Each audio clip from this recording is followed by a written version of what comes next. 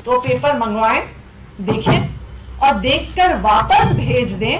और इस बात को आज सुप्रीम कोर्ट ने फिर से अंडरलाइन करके कह दिया है that the aid and advice of the Council of Ministers is binding upon the LG।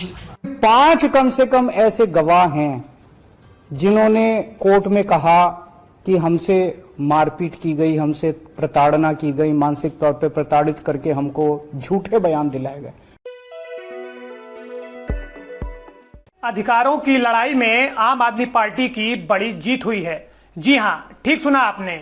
नमस्ते, मेरा नाम नितिन द्विवेदी है और आप देख रहे हैं निगाहें इंडिया न्यूज। इस वक्त हम बात आम आदमी पार्टी यानी केजरीवाल की कर रहे हैं। सुप्रीम कोर्ट की 5 जजों की संविधान पीठ ने दिल्ली सरकार और केंद्र के बीच विवाद पर अपना अहम फैसला सुना दिया है। इस फैसले के बाद अब दिल्ली सरकार की बड़ी शक्तियां हैं और दिल्ली विधानसभा को और दिल्ली सरकार को सर्विसेज पर विधायी और कार्यकारी अधिकार है। बता दें कि सुप्रीम कोर्ट ने कहा कि दिल्ली की चुनी हुई सरकार के पास ही असली शक्ति होनी चाहिए। चलिए जानते हैं सुप्रीम कोर्ट के इस फैसले के आने के बाद दिल्ली सरकार को क्या पावर मिल जाएगी। सुप्रीम कोर्ट में दिल्ली सरकार की बड़ी जीत के बाद अदालत का फैसला आया। फैसला क्या आया है वो आपको बता दें। केंद्र का दखल ज्यादा नहीं होना चाहिए। चुनी हुई सरकार के पास प्रशासनिक व्यवस्था होनी चाहिए। अफसरों पर चुनी सरकार का नियंत्रण जरूरी है। अधिकारियों की तैनाती और तबादले का अधिकार सरकार के पास रहेगा। उपराज्यपाल दिल्ली सरकार की सलाह पर काम करेंगे। कानून बनाने का अधिकार केंद्र और राज्य सरकार दोनों के पास होगा। केंद्र का दखल ज्यादा नहीं होना चाहिए। ये फैसला आया सुप्रीम कोर्ट से आम आदमी पार्टी के बाद। साथ ही साथ सुप्रीम कोर्ट ने कहा कि हम 2019 में जस्टिस अशोक भूषण के फैसले से सहमत नहीं हैं। बता दें 5 जजों की संविधान पीठ में मुख्य न्यायाधीश डी वार्ड चंद्रचूड़, जस्टिस MR शाह, कृष्णा मुरारी, हिमा कोहली और PS नरसिम्हा शामिल रहे। पीठ ने प्रशासनिक सेवाओं पर नियंत्रण को लेकर दिल्ली सरकार की याचिका पर सुप्रीम कोर्ट ने सर्वसम्मति से फैसला दिया है। इधर दिल्ली के मुख्यमंत्री अरविंद केजरीवाल सुप्रीम कोर्ट का फैसला आने के बाद प्रेस कॉन्फ्रेंस की।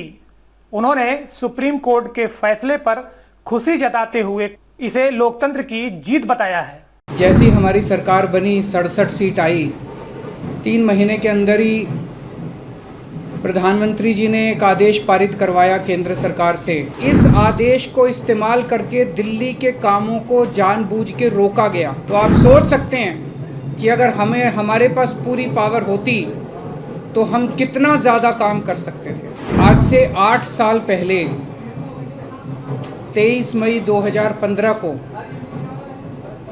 हमारी 14 फरवरी 2015 को सरकार बनी थी। फरवरी, मार्च, अप्रैल, मई 3 महीने के अंदर, सरकार बनने के 3 महीने के अंदर ही जैसी हमारी सरकार बनी, 67 सीट आई, 3 महीने के अंदर ही प्रधानमंत्री जी ने एक आदेश पारित करवाया केंद्र सरकार से कि दिल्ली के सर्विसेज के मामले अब दिल्ली की मुख्यमंत्री के पास नहीं रहेंगे, वो LG के पास रहेंगे या केंद्र सरकार के पास रहेंगे। इसका क्या मतलब हुआ? इसका मतलब ये हुआ कि दिल्ली सरकार में काम करने वाले जितने भी ऑफिसर हैं, जितने भी कर्मचारी हैं, ऊपर से लेके नीचे तक, IAS अफसर से क्लास A से लेके क्लास 4 कर्मचारी तक, चपरासी तक, सारे कर्मचारियों की ट्रांसफ़र पोस्टिंग, उनकी डिसिप्लिनरी प्रोसीडिंग्स, नई अपॉइंटमेंट, पोस्ट क्रिएट करना, पोस्ट एबॉलिश करना, पक्के करना, ये सारा जो है ये अब दिल्ली की चुनी हुई सरकार के पास नहीं होगा। यानी कि अगर मैं मुख्यमंत्री हूँ, मेरे सामने कोई कर्मचारी रिश्वत ले रहा है, मैं उसे सस्पेंड भी नहीं कर सकता, मैं उसकी ट्रांसफ़र नहीं कर सकता। एजुकेशन सेक्रेटरी कौन होगा ये हम नहीं तय कर सकते, हेल्थ सेक्रेटरी कौन होगा ये हम नहीं तय कर सकते। ये आदेश प्रधानमंत्री जी ने 23 मई 2015 को पारित किया। 8 साल हो गए उन बातों को, 8 साल से संघर्ष कर रहे हैं हम लोग। इस दौरान इस आदेश को इस्तेमाल करके दिल्ली के कामों को जानबूझ के रोका गया। हम दिल्ली में स्कूल अच्छे करना चाहते थे तो वो जानबूझ के ऐसा एजुकेशन सेक्रेटरी बिठाएंगे जो कि काम ना करे। हम अगर मोहल्ला क्लिनिक बनाना चाहते हैं तो जानबूझ के ऐसा हेल्थ सेक्रेटरी बनाया जाएगा जो कि काम ना करे। जानबूझ के ऐसा फाइनेंस सेक्रेटरी बिठाया जाएगा जो हर चीज़ के अंदर अड़ंगा अड़ाए। तो इसको इस्तेमाल करके दिल्ली के हर काम को रोका गया। एक तरह से मेरे दोनों हाथ बांध दिए गए पीछे और मुझे नदी में फेंक दिया गया कि अब तैरो। ये तो ऊपर वाले का शुक्र है कि दोनों हाथ बंधे हुए होने के बावजूद भी हम किसी तरह से तैरते रहे और ऊपर वाला हमारा साथ देता रहा। इन सारी कठिनाइयों के बावजूद दिल्ली के अंदर हम लोगों ने इतना शानदार काम किया पिछले 8 साल के अंदर। तो आप सोच सकते हैं कि अगर हमारे पास पूरी पावर होती तो हम कितना ज़्यादा काम कर सकते थे। वहीं आप सांसद राघव चड्ढा ने भी इस फैसले के बाद बयान दिया, कहा कि एक लैंडमार्क जजमेंट है।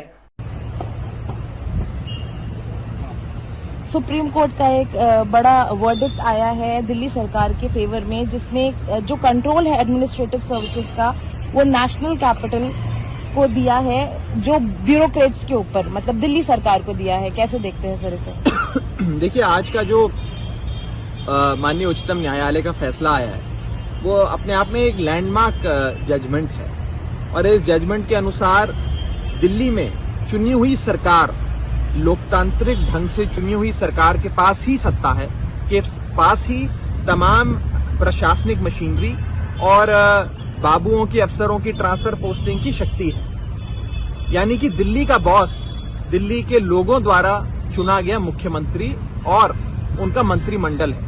दिल्ली का बॉस उपराज्यपाल या केंद्र सरकार द्वारा पैराशूट से भेजा गया कोई गैर निर्वाचित शख्स जैसे कि उपराज्यपाल कतई भी नहीं है। सारी शक्ति और सारी प्रशासनिक जो मशीनरी है वो पूरी तरीके से चुनी हुई सरकार के अधीन आती है। अफसरों की ट्रांसफर पोस्टिंग से लेकर सरकार कैसे चलानी है, कौन सी नीति आनी चाहिए और अफसरों की जवाबदेही, ये सारी की सारी चीजें चुनी हुई सरकार के अधीन आती है। अफसरों की जवाबदेही केंद्र में बैठी बीजेपी को नहीं है, अफसरों की जवाबदेही उपराज्यपाल को नहीं है, अफसरों की जवाबदेही आज से दिल्ली में चुनी हुई सरकार यानी कि अरविंद केजरीवाल जी की सरकार को। यही संवैधानिक स्ट्रक्चर भी है। लेकिन दिल्ली में आज से 8 साल पहले एक नशे में धुत केंद्र में बैठी, सत्ता के नशे में धुत केंद्र में बैठी भारतीय जनता पार्टी की सरकार ने ये तमाम शक्तियां और ये पूरी प्रशासनिक मशीनरी और ढांचा हमसे छीन लिया था। 8 साल लगातार अरविंद केजरीवाल जी ने दिल्ली वालों के लिए संघर्ष किया, आम आदमी पार्टी ने संघर्ष किया और उसके बाद एक ऐतिहासिक फैसला, एक ऐतिहासिक जीत आज हमें अंततः माननीय उच्चतम न्यायालय से मिली है। मैं उच्चतम न्यायालय का बहुत बहुत धन्यवाद करता हूं, उनको सलाम करता हूं, अरविंद केजरीवाल जी के संघर्ष को सलाम करता हूं और दिल्ली वालों को दिल की गहराइयों से बहुत बहुत बधाई देता हूं। आज दिल्ली वालों की जीत हुई है, देश के लोकतंत्र की जीत हुई है। हालांकि आप विधायक आतिशी ने भी प्रेस कॉन्फ्रेंस की और इसे बड़ी जीत करार दिया है। एलजी साहब के पास सिर्फ पेपर देखने का अधिकार है, उसके आधार पर किसी प्रकार का निर्णय लेने का अधिकार नहीं है। तो पेपर मंगवाएं, देखें और देखकर वापस भेज दें।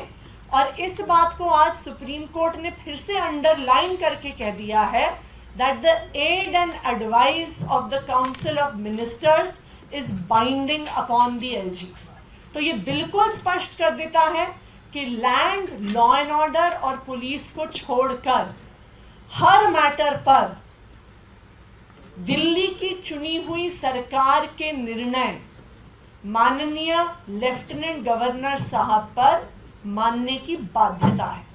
बता दें कि केंद्र सरकार ने 2021 में government of NCT of Delhi act GNCTD act में संशोधन किया था। इसमें दिल्ली के उपराज्यपाल को कुछ और अधिकार दे दिए थे। आम आदमी पार्टी ने इसी कानून के खिलाफ सुप्रीम कोर्ट में याचिका दायर की थी।